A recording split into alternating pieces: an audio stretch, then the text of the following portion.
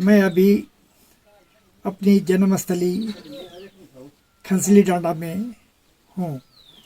मैं यहाँ की एक अलौकिक जगह, बहुत ही सुंदर, जो पृथ्वी में एक स्वर्ग की तरह है और भारत में दूसरा कश्मीर है, मैं उसके प्रांगण में बैठा हूँ।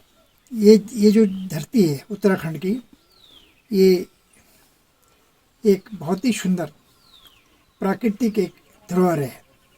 इसको सुधारने के लिए, संवारने के लिए सरकार को कदम उठाने चाहिए। आज इसकी हालत जो है, स्थिति ऐसी है कि यहाँ का जो नवयुवक है वो सब यहाँ से प्लान कर गया है। यहाँ पर तमाम वृद्ध और बच्चे, असहाय लोग यहाँ पर रह रहे हैं। यहाँ पर जल स्रोत निरंतर घटते जा रहे हैं, नदियाँ गहरी होती जा रही हैं और यहाँ पर चीड़ की एक भरमार उत्पत्ति हो गई है। चीड़ एक ऐसा पौधा है, वो ज़मीन के पानी को सोखता है और ज़मीन को ड्राई कर देता है। और यहाँ पर दूसरे जो पौधे हैं वो लुप्त होते जा रहे हैं। तमाम फलोद्यान का काम यहाँ पर हो सकता है। यहाँ पर आजीविका मिल सकती है लोगों को। उत्तराखंड एक ऐसा राज्य है जो कि एक बॉर्डर स्टेट है। यहाँ पर चाइना और नेपाल और भूटान, ये बॉर्डर स्टेट के, हमारी इस बॉर्डर स्टेट के साथ ये दूसरे देश का वो है, सीमाएँ लगती हैं। और उत्तराखंड खाली होता जा रहा है। यहाँ का युवा पलायन कर गया है और एक ऐसा क्षेत्र बन गया है, संवेदनशील क्षेत्र है ये, जिसमें सरकार को सरकार को अपना ध्यान इधर देना चाहिए इसका विकास में। यहाँ पर नाना प्रकार के उद्योग धंधे हो सकते हैं, जल संरक्षण हो सकता है और यहाँ के लोगों की घर वापसी हो सकती है, यदि सरकार की इच्छा शक्ति हो तो। महज एक उत्तराखंड स्टेट बनने से इस क्षेत्र का विकास नहीं होगा, क्योंकि जो लोग यहाँ के नेतागण हैं, जो जनप्रतिनिधि हैं, वो सिर्फ देहरादून तक ही सीमित रहते हैं। उनका ध्यान रुझान बिल्कुल भी नहीं है। इसका हमें बड़ा दुख है। आज मैं यहाँ की जो दुर्दशा है उसको देख रहा हूँ कि यहाँ पर जगह जगह भयंकर आग लगी हुई है जंगलों में, वन संपदा को नुकसान हो रहा है, लेकिन उसको देखने वाला कोई नहीं है। तो मैं सोच रहा हूँ कि सरकार को इस ओर ध्यान देना चाहिए और यहाँ के लोगों को, विशेष करके जो लोग अच्छी पोजीशन में है, बाहर जाके, पहले की स्थिति नहीं है अब लोगों की, अब लोग बहुत अच्छी पोजीशन में हो गए, उनकी आर्थिक स्थिति काफ़ी सुदृढ़ हो गई है। तो लोगों को ये चाहिए कि अपने क्षेत्र का विकास के लिए यहाँ योगदान करें।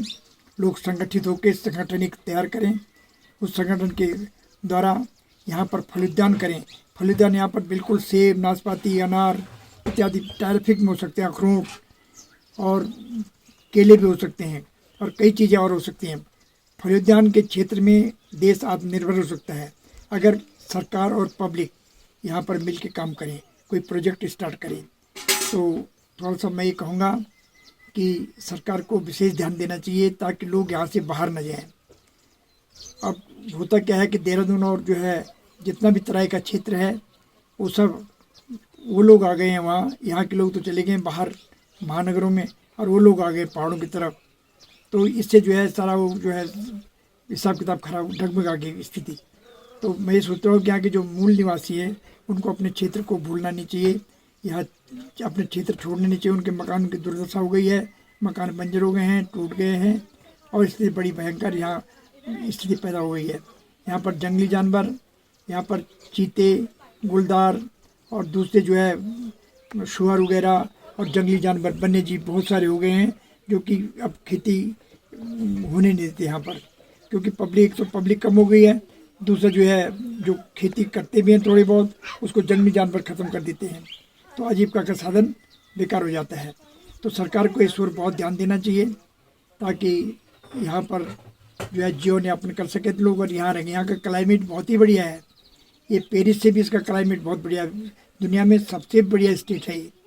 तो इस स्टेट में विशेष ध्यान देना चाहिए। यहाँ का क्लाइमेट, यहाँ की तो जो बिल्कुल ये समझो ताज़ी हवा, यहाँ का पानी ऐसा जैसे वरदान है, मेडिकेटेड है। यहाँ के जो छोटे छोटे जानवर हैं, गाय भैंस वगैरह इत्यादि जो भी हैं, उनका दूध घी जो है बड़ा पौष्टिक वो भी एक दवाई का काम करता है शरीर में, और उससे आदमी की लंबी आयु होती है।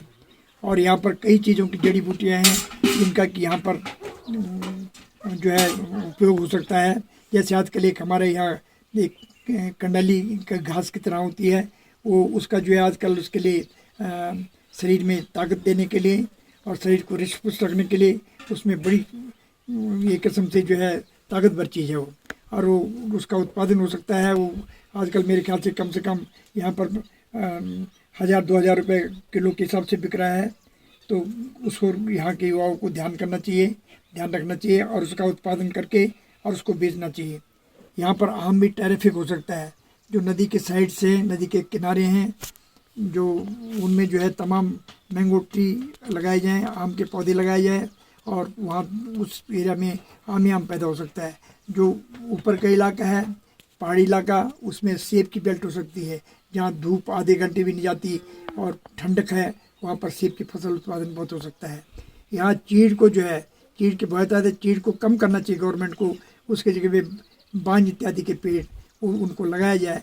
बांज जो है ऐसा है कि पानी को सोख कर और फिर जो है पानी छोड़ता है। तो जहाँ बांज के पेड़ होते हैं वहाँ जल स्रोत बहुत बढ़िया रहते हैं, जहाँ चीड़ के पेड़ होते हैं वहाँ जल स्रोत ख़त्म हो जाते हैं। तो ये जो है इसका बैलेंस जो है वो ख़राब हो रहा है यहाँ का, और नदियाँ गहरी होती जा रही हैं, कटाव होता है नदियों में, नदियाँ गहरी हो गई और मिट्टी यहाँ से सब बाहर के प्लेन्स में चली जाती है। तो एक गवर्नमेंट को यहाँ पानी का जल संरक्षण करना चाहिए। तो उससे क्या है कि जल संरक्षण करके उसमें मत्स्य पालन हो सकता है। पानी को ऊपर पहाड़ों में भेजा जा सकता है पंप के थ्रू, और जब पहाड़ों में होगा तो वहाँ पर जब आग लगती है पहाड़ों में, तो एक जो फॉरेस्ट डिपार्टमेंट है उसको फायदा होगा कि आग बुझाने के काम ऊपर हाइडेंट लगाए जाए, वहाँ पर वाटर रिजर्वर बनाए जाए, और वो जो है उसके द्वारा जो है वहाँ पर आग का जो है अग्निशमन हो सकती है, आग बुझाई जा सकती है, जिससे कि वन्य प्राणी और जो है वन संपदा है, जो छोटी छोटी पौध जल के ख़त्म हो जाती है, और आपका जो है वहाँ पर वन्य प्राणी मर जाते हैं, जल जाते हैं, झुलस जाते हैं, कई नुकसान होता है। इसमें अरबों का नुकसान होता है गवर्नमेंट को भी और प्राणी मात्रों को भी। तो इसलिए थोड़ा सा गवर्नमेंट को ध्यान देना चाहिए, और इससे रोज़गार मिलेगा। जब एक फॉरेस्ट फायर होगी, यहाँ पर फॉरेस्ट फायर डिपार्टमेंट होगा, तो यहाँ पर सैकड़ों आदमियों को जो है रोज़गार मिलेगा, और वहाँ पर पानी पहुँचाने की वजह से पानी से आग बुझाई जा सकेगी और पौधों की सिंचाई हो सकेगी।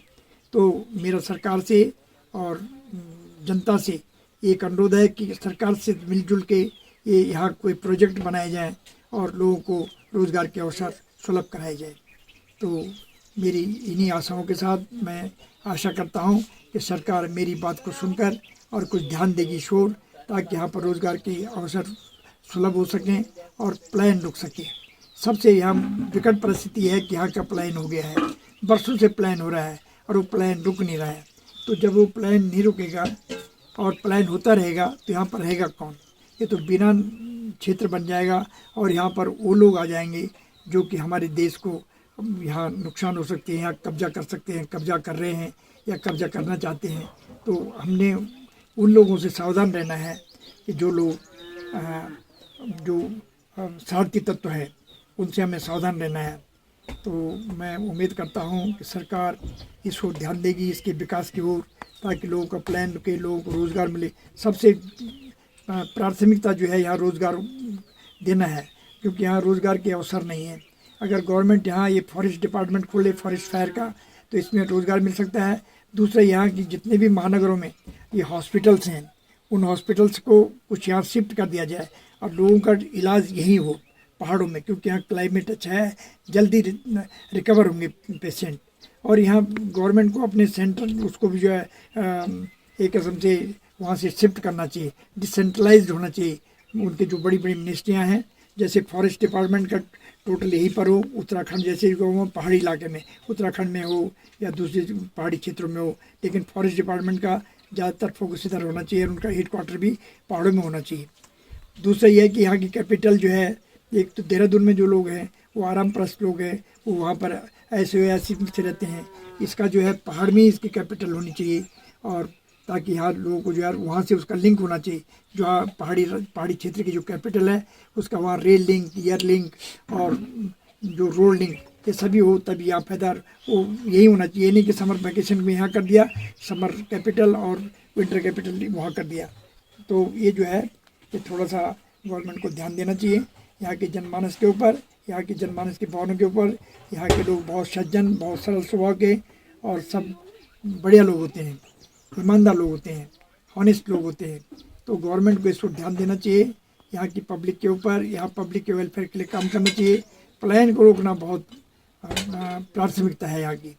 तो मैं ये अनुरोध करता हूँ कि जो भी लोग मेरे को सुनेंगे, सरकार इस ओर ध्यान देगी। तो इन्हीं शुभकामनाओं के साथ मैं एक बार अपनी जन्मभूमि की तरफ आपको फिर ले जाता हूँ। यहाँ पर जो छोटी छोटी स्टेट टाइप खेत हैं, उसमें हमने अपने बचपन में हमारे तमाम लोगों ने आजीविका की है।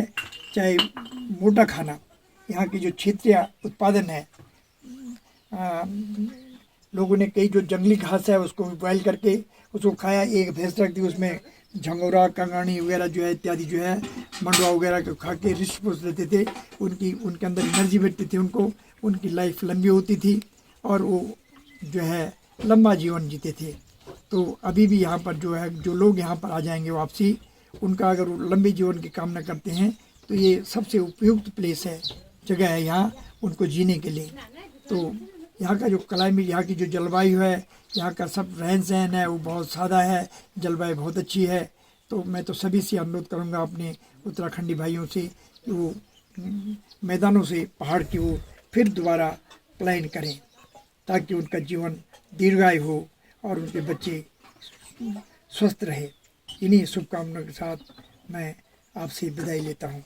नमस्कार।